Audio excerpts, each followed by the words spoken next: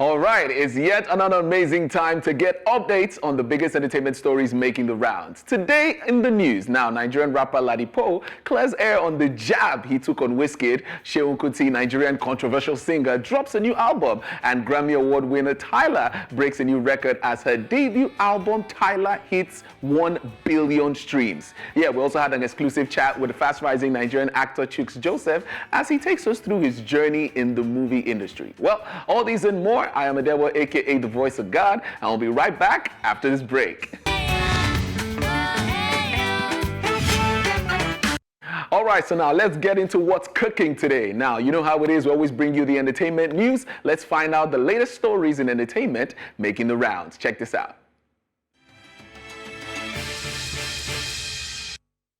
In a recent interview with Cool FM, award-winning rapper Ladipo addressed allegations that he had shaded Wizkid on X. Ladipo clarified that his comments were made in jest and that he never intended to disrespect Wizkid. He explained that his remarks were part of the broader conversation about the state of Afrobeats, especially following the period when hip-hop was mistakenly perceived to be dying. Ladipo emphasized that his comments was misinterpreted as a jab at Wizkid, who had previously been criticized for declaring that hip-hop was dead and later distancing himself from Afrobeats. That was the joke. And funny enough, actually, if there's anybody who was kind of aimed at, is more aimed at like the audience or anybody who believes these narratives. Like, who are you to say any genre is dead? As long as the artists are alive and there are people wanting the music, then it's alive. Seun Kuti and Egypt 80 are set to release a highly anticipated new album, executively produced by four-time Grammy Award winner Lenny Kravitz. The album, which will be available worldwide on October the 4th, 2024, is being released by Record Cakes and distributed by Security Distribution, ensuring it reaches fans across the globe. Joining the production team is Sodi Masizwa, a renowned producer and engineer known for a significant contribution to the sound of Fela Kuti's later albums. Masizwa's expertise and deep understanding of Afrobeat's complex rhythms promises to bring an authentic touch to the project, enhancing its overall sound and appeal. This collaboration between Seun Kuti, Egypt 80, Lenny Kravitz and Sodi Masizwa is highly anticipated by fans and is expected to be a notable addition to the Afrobeat genre.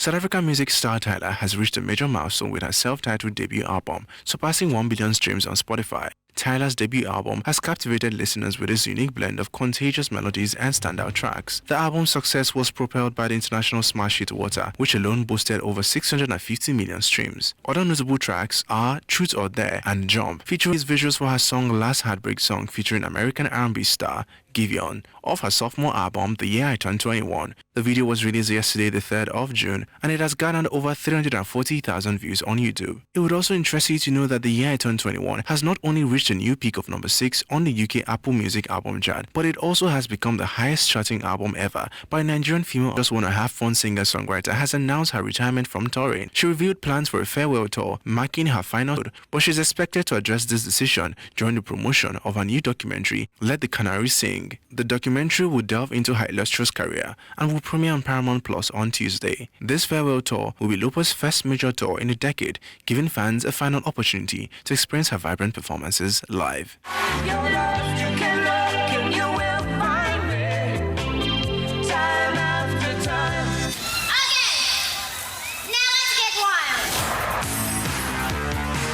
I think music is healing. All right, you're up to speed on all the entertainment, gist, and news happening around the world. And you can see Ladipo has come out to say it was just a joke. He wasn't taking that too serious. So all you Wizkid FCs, relax, okay? We'll take a quick break. When we come back, we go straight into the conversations that I promised you. It's an amazing chat with Chuks Josephs, and you'd like to get to know that. Don't go anywhere. We'll be right back after this break.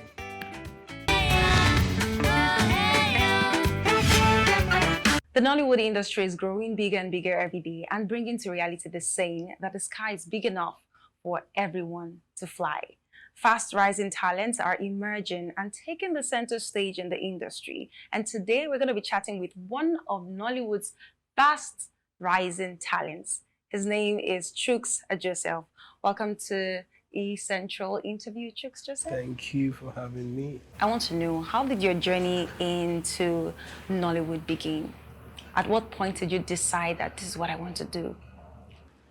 It just kind of happened I never thought I would be an actor because I was never the type to want to be in front of the camera and you know, be the center of attraction. But during 2020 COVID, I did one modeling contest and I got a prize. I was the first runner-up. So the prize was I was either going to go to a fashion class happening at that time or I'll go to a film school. And I've always been the guy that watches a lot of movies and all that. So I just chose to go to a film school just to get more knowledge on how filmmaking happens, you know, behind the scenes.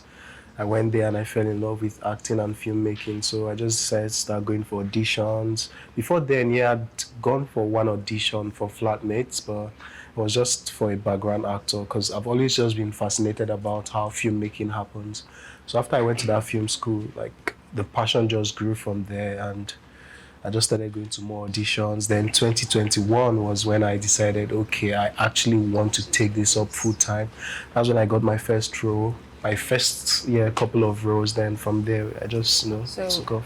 What did you want to do, after school before you found acting? I studied microbiology. Interesting. Yeah, I worked in an NGO during my service year and after my service year. I also worked in a research organization for. It was also an NGO, but I was working in their research department. I did community service. So I think I wanted to do that for some time, but I was applying for work and I was getting up north and I wasn't really, keen to go up north for any charity work.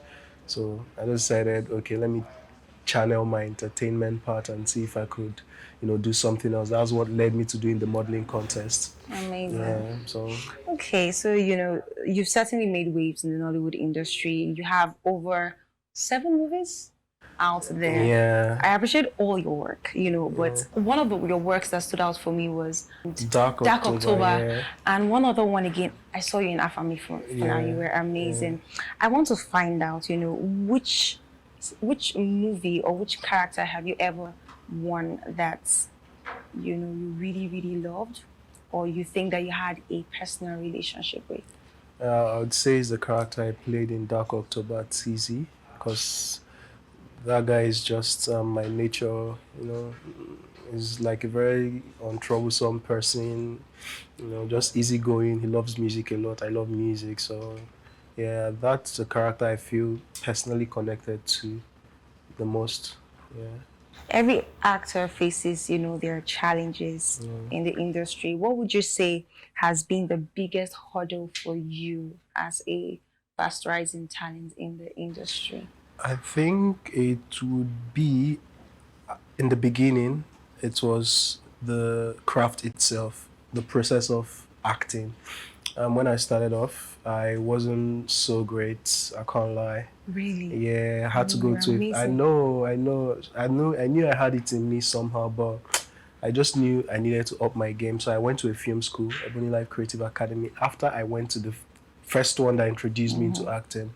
So yeah, I think in the beginning it was actually, getting the craft well, but now, and maybe not really that much again. I think it's access to opportunities because, it's an industry that has a whole lot of people. It has different markets. So, yeah, access to opportunities sometimes can be a hurdle, but thankfully to God, my face done the show, if I want to use layman Nigerian time. So it's no longer that much of a hurdle, but, sometimes you'd always feel like, you had more opportunities to show your talent or be in some certain kind of films. But I know everything is a process and it takes its time. And the people I've worked with now, 2 years back or last year, I was hoping and just wanting to audition for them and just, work with them. But now I've worked with them. Yeah, then other ones that I know I'm going to work with, I'm hoping I'll work with them, but I know it's going to happen pretty soon. So that's just what it is. It's just a process. I know that you talked about journeying from modeling to acting. I'm sure that, decision did not just happen as soon as you got into an acting school. So I want to find out, at what point in your journey did you decide, no, this is what I really want to do? Was there like a specific moment, To think about it, I think there wasn't really like a very specific moment, but I just think nature was just pushing me towards it. The first time I was in a set ever was my friend's music video set. I worked as his PM and I was just helping him coordinate stuff. It was really fascinating to see how the video was being shot. I never had any interest in filmmaking. You could see I wanted to be in the background, help him behind the camera. Then I was in his house one of the days. The audition for Flatmates I went to was someone in the house. I was like, I'm going for an audition. Fine guy, come make we go and be model. I was like, okay, let's go. I went there and after a couple of months, they called me, but it was a background role, waka pass per se. But I just did it. Then I finished the modeling contests. The film school opportunity came and I took it. Where when I was there, the interest was just developing. So I think it was over time. But one thing that I know for sure is I've always been the guy that watches a lot of films. All my days, I've seen almost every film, right from when we were young, VCD, DVD plates, downloading off websites. I've always just been the guy that watches a lot of films. So I think coming into filmmaking and seeing the process plus the love I have for film over time, everything just built. Well, I did not want to do it because I am maybe I'm no longer as shy as I used to be. I'm pretty reserved and shy and I don't want to do, yeah, but I just fell in love and sometimes love makes you do some things. Yeah, Interesting. Yeah. I love love. Yeah, we all love love. Yeah, so, I would say that you took the saying, what's that saying again? It was a leap of talent faith. Is not enough. Oh, yes. I would say that you took the saying talent is not enough too seriously because if I'm correct, you went to Royal is it an Arts acting Academy. school? Yeah, with it's Royal for Arts, 3 months. with another one. Ebony Life Creative Ebony Life, another Academy. one Then with Afrif. So why did you was keep happening. going for? So because I did not have any academic background in acting whatsoever, it was a means for me to learn. It was also a means for me to network and I was just very curious to know how these things work. And I was blessed to meet amazing people that, put me onto opportunities. From being, I think some of my closest friends, I met them while going for auditions. Yeah, so I don't have nobody in film space. I meet these guys, we become friends. They send me updates about auditions. We go, we get roles or we don't get. So I'm a science student, you get. So I always want to learn. Reminds me of Olamide's. I'm a science student. Yeah, I always wanted to learn because anything I want to do, I have to do it right. So I didn't just want to just be one of those these actors. Yeah, I still think I need more training, and I'm definitely going to do it. What notable thing would you say those acting schools have done? Because I know a couple of people who talents just got them there. So I think for me, it helped me go off my shell. I used to have a shell. When I started, I always wanted to act instead of be the character. So I got to understand there's a difference between just acting, gesticulating, and being loud and being overly everything. There's a difference between that and just being a character, immersing yourself into a character. I think that was one of the things I learned in film school. Being able to be vulnerable enough. If you watch Dark October, that was like a really emotional film. I'm not really an emotional person in real life. Yeah, I tend to call myself a hard guy to an extent, but I could bear myself out and be the character. So I feel like if I hadn't gone to the film school, because I think I got Dark October immediately I finished Ebony Life Creative Academy. I was fresh off film school. Another thing that has really helped me is I learn on sets. I'm always open to listening to people that have been there before me, the directors, the people, the crew members. After I do them well. I'm an overthinker, so in my head, I do them well. I make run them again. They know me for that, at least when I started off. So I was just very curious to, be very teachable and just get it right. And I thank God it's really paid off. Now I'm more comfortable. I'm kind of more experienced and, Obviously, it's going. You're a star boy. Yes, Are you just trying to be humble? Say no more. How do you see the industry evolving in the next few years? Are there any trends that you're particularly excited about? Yes, I think one of the things that has really helped my career is streaming platforms. My first film came up on Netflix and almost everybody watched it. Second film, Madame Koi Koi, Netflix and the whole country, diaspora, everybody watched it, you get. So it's really been something that has helped me individually, and I'm really picked to know and see what like other platforms that would come, maybe Disney, we have Prime now, Hulu, like these streaming platforms sort of take our craft and art out there. Trust me, I have fans everywhere, even like Nigerians living outside Nigerians. They just come to my Instagram and tell me that, oh, they watched this film. Wow, nice work. Especially Afamefuna that came out on Netflix. I had like so many people that told me that they loved how I spoke Igbo, that I should even open an Igbo class. So yeah, it's something that these streaming platforms have brought to us, and I'm just, I really want to see more of them come. So like there'll be more competition, there'll be more work for everybody, and I believe it's going to happen with the way our industry is going, because we really have great work coming out. Like sometimes I see some things people do, I be like, I wish I was in this particular project. So it just goes to show you that we have stories to tell, we have films to make, so the world needs to see it, and I believe it's going to happen. Navigating the industry as a fast rising talent definitely cannot be an easy hurdle. For me, it felt like I just slept and I woke up and I saw Chuks. And it was everywhere. What would you advise people who are, up and coming and are trying to get to where you've gotten to and even surpass that? I think my biggest advice to anyone would just be to stay consistent. You woke up and heard about Chuks, last year. But I started working since 2020 background. I did like I did not want to do like so many background work. So I did background for Baby Drama, Flatmate, most of the African Magic shows. Then 2021, I went to a lot of auditions. I featured in films that would probably not come out, So I did a lot of work. So advice I would give to anyone is, it did not just happen overnight. I did work. I worked 2021, 2022. It was towards the end of 2022 that my first project, Schooled, came out on YouTube. And that was like the start of, everything happening now. So it did not just happen overnight. It happened over a period of time. So you have to stay consistent. You need to be very passionate about the work, because trust me, your first couple of years, money might not come.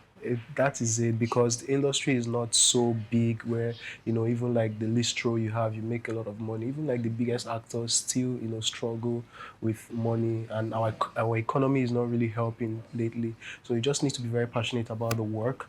Know that you have to stay very consistent, yes, because you will work. You are going to work. So once you stay consistent, focused, and you have the passion, your big break would come, and you start making a living off it. Why still having the passion?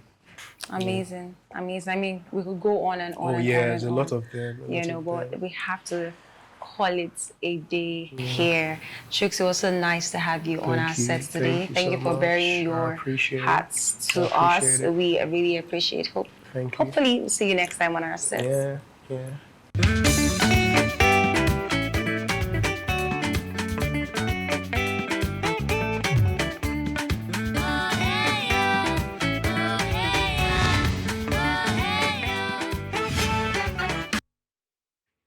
All right, that was an amazing conversation with Chuks Josephs. Yes, for every celebrity, where they've got into, there's always a process, like he said. Well, that's all we can take on the show, but you know how it is. We always come every day, Monday to Friday, 4:30 p.m. on your screens to give you all the entertainment updates that you need to know. So see you same time tomorrow. I am Adewa, a.k.a. the Voice of God, signing out.